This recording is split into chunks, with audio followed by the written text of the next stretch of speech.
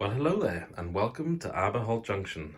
Today, laying foam underlay and the tight radius curves. So this here's the track underneath my mountain, and it's a first radius curve, and there's a long bit of flex track leading into it. So in this video, I'll just show you quickly-ish how I get that underlay down. It's this woodland scenics underlay here. Apologies for the video quality about halfway through.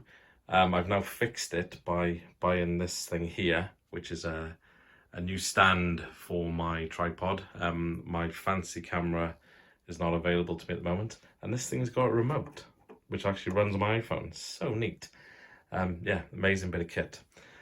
Yeah, and then the other thing I cover, as well as the track underlay, is whether you need any fancy tools to pin down your flex track. And yeah, so watch this space and you may find that just this leatherman and this very cheap IKEA hammer will do the trick, saving you 15-20 quid. You don't have to buy pin vices and tap-in things, spring-loaded tappers to get your pins in. Also, I do a bit of a U-turn. I was going to use glue, but just a heads up, this bit of track there on the far side has all gone down with pins, and I'm going to do the same thing when I lay the track here. So yeah, I feel a little bit like Boris Johnson. Yeah, anyway, so yeah, apologies again for the quality, about 20 minutes in, but hopefully this new bit of kit will fix it. This is a bit of teaser for what's coming up in my next vid. I got some wire here and my droppers going in there, and getting my main bus in. So that'll be the next vid, which will go up in the next few weeks. Yeah, please enjoy, please like and subscribe, and I'll see you again soon post all this lockdown craziness. Okay, cheers. Now the first section that I'm going to do is the bit there between those two tunnel entrances. I'm not actually going to use that Hornby one there, it's very ugly. I'm going to use the PK rails one over there, same as the retaining walls. Yeah, the first section I'm going to do is the first radius section, which is going to be underneath my mountain by there. I got this foam from Woodland Scenics.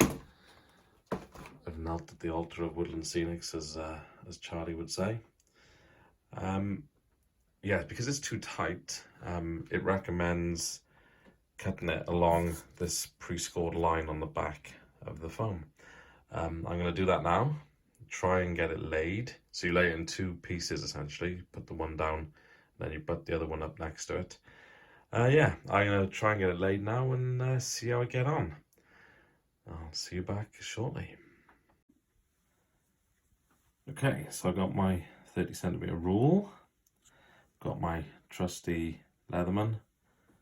I know the pros of the YouTube world will probably be using scalpels for this, but yeah, let's see how this gets on now.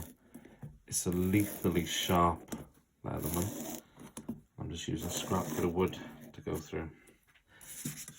Alright, there's that going all the way through now, so it's separated. No, scored it well enough though, so just move on to the next piece and keep on going. I am nervous. This is my first permanent thing I've done on the layout, apart from the incline that you may have seen on a previous video, but that was all woodwork, so that was a lot less nerve-wracking than the specific what I class as modelling stuff, which is brand new to me and pretty alien, to be honest. Okay, right, let's get this to the end and see how it looks and see if it bends. Yeah, when it's as one piece, I'm not sure if you see that well now, it just flexes and wobbles all over the shop like this. And yeah, certainly when you try and do it as tight as a first radius curve, it's impossible. So yeah, I'll do the recommended scoring now and cutting of this and button it down in two pieces, and we'll see how that goes. Okay, so I've just got my leatherman now along the score line, and I'm just gonna tease this along, keeping it in line. Oh yeah, that's actually going quite nicely. There's a few bits with snags, there we go. That's now 2 separate pieces. Let's just do that all the way along. Yeah, this hasn't been too painful so far. Famous last words as I put the leatherman through my finger.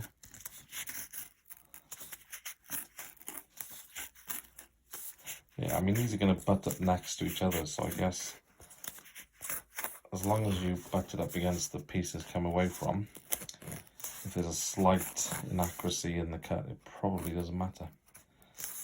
These have already got the beveled edges ready for the ballast shoulder. You can see that there, hopefully, yeah. It's a nice, probably about 45-degree angle on that. Yeah, right, so my 2 pieces are separated. There's a couple of snags, but as I said, they're going to go back together, hopefully in pretty much the same place, so I don't think that's going to be a problem. Okay, let's get these down. Okay, so I'm starting on this first radius bit here, which is going to be underneath my hill.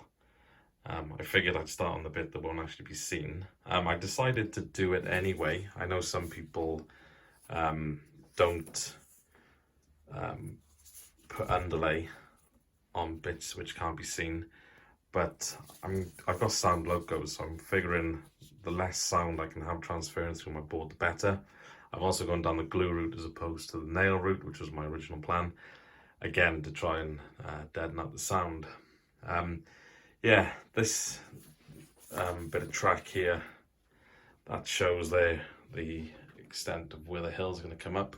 So yeah, this will be completely beneath the hill. There's my emergency train collector when it derails. Hopefully it doesn't derail and fall down that hole. I may have to put some sort of grill in, or temporary thing in place there so I can actually catch stuff that falls off. I've already had a few issues. If you've seen my blooper video, there's a link up there if you haven't. Yeah, where I've had a few derailments with my Class 37 and towing a lot of wagons. So yeah, yeah, I may have to fix that. Watch this space. So yeah, let's get this underlay down. Yeah, trying to get this down and aligned is certainly quite tricky. I had the track down, and you can see now I've lifted the track and put it on top of the foam. I'd already marked out just roughly in that pencil line there, which you may or may not be able to see. Yeah, you can just about see it. I'd already marked out where the track roughly needed to go. I've got an obvious end point there of the diamond for my train retrieval system, and another obvious end point here where the tunnel is. That's not actually stuck down or anything, but just in place so I can know roughly where it needs to be in terms of getting my platform in the right area. Yeah, so what I've done now, I've brought it on top. Because I've had to half it, I can't actually pin the foam in place. So I need to make sure at each point that the foam is actually in the right location to have the shoulders each side of the track. This is a bit more straightforward to do when you're just doing long runs of flexi track, which are predominantly straight. This takes a bit more effort, and yeah, I'd highly recommend having some weights available, because even halved, it still wants to ride up. So yeah, without weights, this thing just curls up on itself. So the glue will have a bit of a job to do. Yeah, anyway, let's get the one down, and then the other piece then there, I can just stick that in and just line up with the other piece. So this is the one to spend the time on and get it right. Okay, so yeah, weighting it down and then using my trusty 30cm ruler in this case.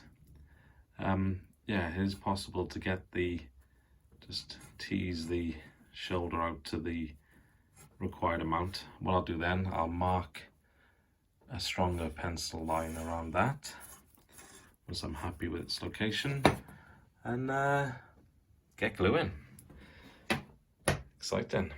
I'm gonna leave the end there and the end there proud because I don't know the exact alignment of this flexi track coming in from my station. Okay, so I'm using the foam tack glue, also from Woodland Scenics. I didn't get this from Hobbycraft. I got this from Model Railway Scenery. You can also get it on Amazon. Slightly more expensive, but obviously available and fairly cheap if you've got Prime. Yeah, the rest of the stuff I bought was from Hobbycraft, but yeah, couldn't get this. Okay, so I've flipped it over. You'll see it has actually started retaining the curved nature. So I think getting it in place and leaving it there for a while actually probably helps. It dries clear. Oh God, I've overdone that. Concentrating on the camera, stupid boy. It dries clear, so I'm not gonna spare it. I'm gonna chuck it on, and hopefully it'll stay in place. There's two ways of using this stuff. I'm using it in the way which should keep it flexible. The other way is you leave it an hour and then glue both surfaces and bond them together. I'm doing it the flexible way, which is just chuck it on and turn it over and stick it down, and hopefully it'll stay where I want it to. Right, I got it in. Probably took 10 or 15 minutes of faffing around. I've used a lot of glue, as you can see under the end of the drill. I've got it weighed down now. As I said, I left the ends free, so not worried about those. Just note the difference here. As you can see, I flushed it up on this end. But contrary to what I said, it doesn't actually bond in the same place all the way around, because when you get to this end, by this point, to stop that flexing happening, what you have is the inner piece of foam sticks out a lot further, much like when you bend a flex track. You know, one gets longer than the other, particularly on tight radiuses. So yeah, it's just worth noting that. Don't be cavalier with your cuts when you score down that middle. Cut it well, cut it with a scalpel, cut it with a long length. I've only done about 3 foot there, about 90 centimeters, and I'd recommend doing the short lengths, particularly when it's a bit twisty like this. Anyway, I'll leave that set now up overnight, and I'll get the track on it tomorrow. Exciting. Okay, it's the night after the night before. Let's see what this is going to be like. Ooh. It's a bit of a gluey noise as these come off. Ooh. Okay, that's interesting. Bit of glue on the bottom of my drill as well. Great. Next time I'll use weights. Now that glue was still wet. It's 24 hours later. The stuff on the outside's not, but the stuff inside is. Might be a function of slightly damp in the shed, and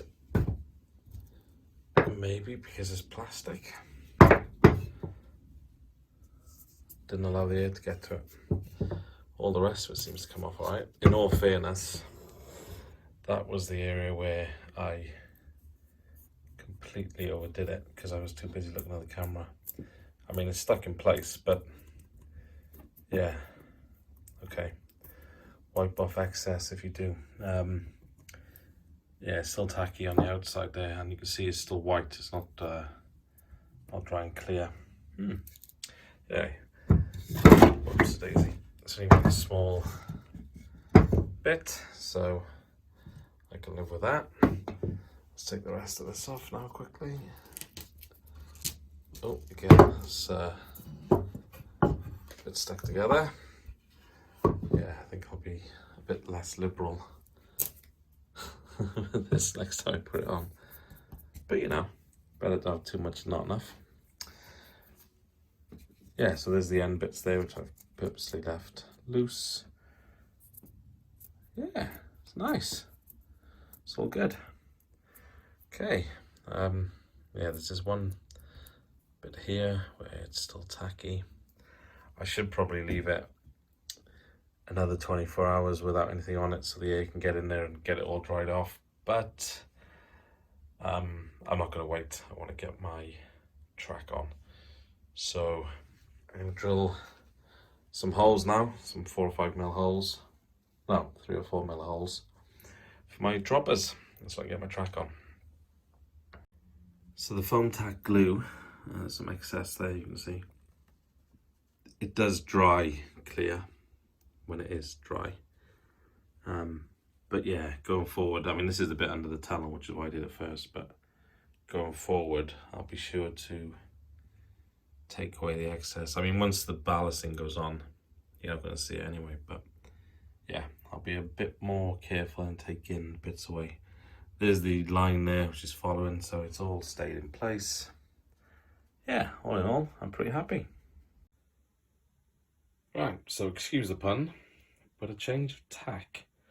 My previous plan of trying to glue down my track, I was playing around last night with this section here that's about to go into the tunnel. It's a transition from probably about a radius 4 but down to a radius 1 curve, and just trying to hold this flexi track in place under that strain I don't think is going to be doable with glue, and I think it'll tear itself apart. So yeah, big U-turn, Boris Johnson style.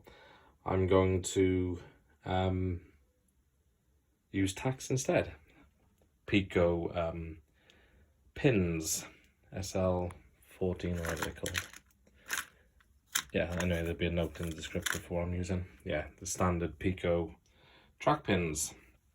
Yeah, I'm going to use those and then ballast it accordingly and potentially remove the pins. The test I'm going to do tonight is to see whether I can pin the outside of the sleepers without having to pre-drill first. So yeah, we'll see how that goes.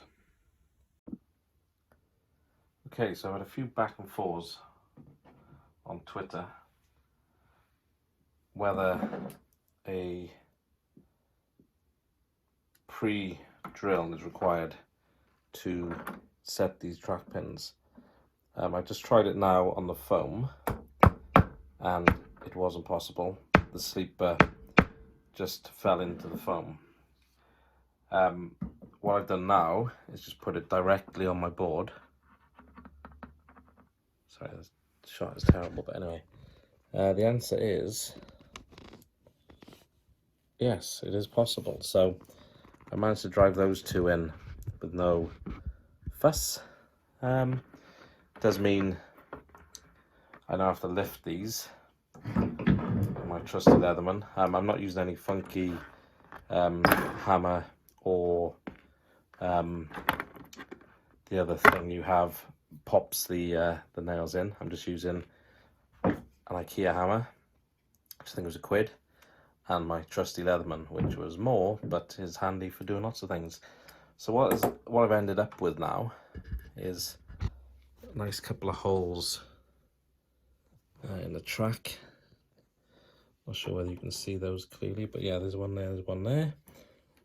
So yeah, I can use those now to put that piece on the foam and drive the nails home. So yeah, it is doable. Thanks Jane My Trains for your advice. That saved me probably, I don't know, another 15-20 quid, which I've already spent my budget this month, so thanks a lot. Right, this video is getting way too long, so to speed things up a bit, up there is going to be an 8x speed version of what I did to prep for this flex track foam here. So yeah, watch that. If there's enough shouting about it and people want to see a 1x speed version, I'll put one up on my website. I'll include all the tips in my top 5 tips at the end of this video, which I've learned from all the bits that happen up there.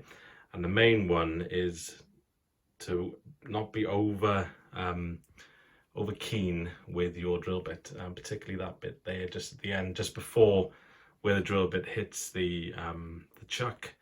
Yeah, be careful you don't contact the foam with that, otherwise it will rip it to shreds. So yeah, I'll include all of my learnings in the top 5 tips at the end of the video. Enjoy this bit. Okay, so the final one here to go in, and then I have to get some more foam sorted out to fill this gap. It'll be under the tunnel, so it won't actually be visible. But yeah, just to sort that out, just got to span that gap with a little bit of foam.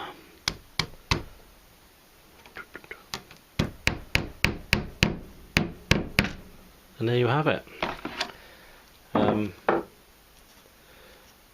Yeah, there's some temporary pins here which will be taken out now. They're not serving a purpose, they were just holding the foam in place. Yeah, so I'll pull those out and job done. Oh, pretty painless. My first bit of flex tracking. It's the bit that runs along the back wall next to the station. Yeah, I put a, not that you'll be able to see it because I've got so much stuff in the way, but I've got the foam in there underneath the tunnel as well, so I've now got 2 sections in. I'll sort out the foam, get the tunnels in where I want them, and go from there. It's quite tight because of the retaining wall that's going to be here and these 2 tunnel heads, so I'll take some magicking. Anyway, these things are sent to test us.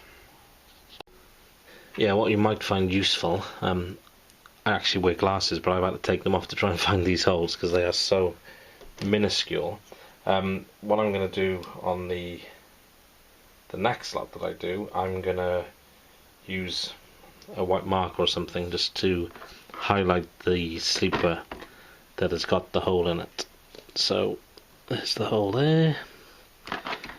Just knock this one in now so you can see how straightforward it is. Hold it. Yeah, that's roughly the curve that I want.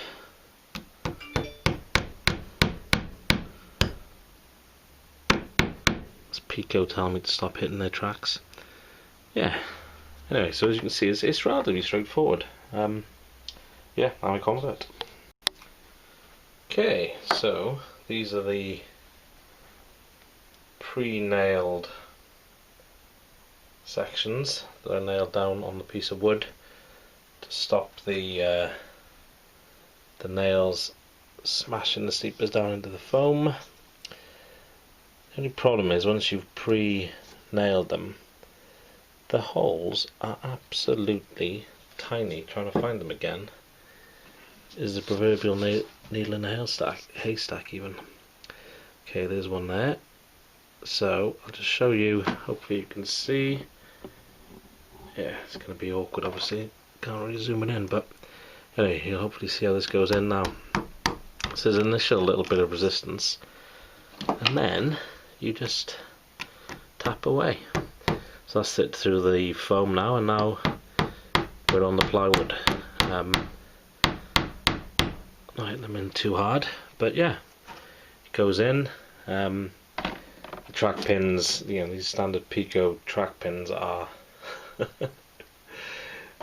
they're small for my big chubby sausage fingers to deal with, but my leatherman really helps. Needle nose pliers would do the same thing. Also, if your eyesight is not brilliant, I find getting down really in line like you are there on that shot really helps you able to hit the nail head as opposed to the track. And so far I've done probably about 60 centimeters worth, and it's been fairly painless.